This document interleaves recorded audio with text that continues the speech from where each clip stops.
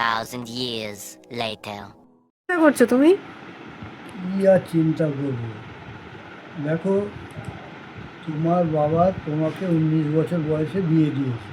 আজকে তোমার 52, 51, না 52 বছর বয়স। তুমি প্রায় বুড়ির পর্যায়ে চলে এসেছো, কিন্তু তোমার বাবাকে তুমি বাবু বাবু করে ডাকতে, এখনও বাবু বাবুই বলো, যদিও তোমার বাবা স্বর্গে চলে গেছে। হুম কিন্তু আমি একটা জিনিস বললাম না, পাশের বাড়ির ছেলেটা বিয়ে করেছে নতুন, তার বউটা তাকে বাবু বাবু বাবু করে ডাকছে। রহস্যটা কী? তাই রহস্যটা জানার জন্য ওদের দরজা তো সবসময় বন্ধ থাকে।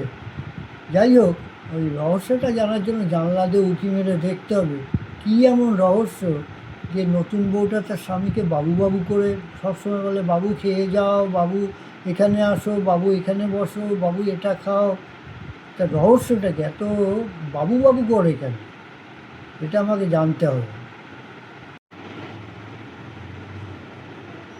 কেননা আগে জানতাম বাবাকেই লোকে বাবু বলে, বাপি বলে, কিন্তু স্বামীকেও যে এখন বাবু বলে ডাকে, তা এটাই হচ্ছে কেমন যেন লাগে।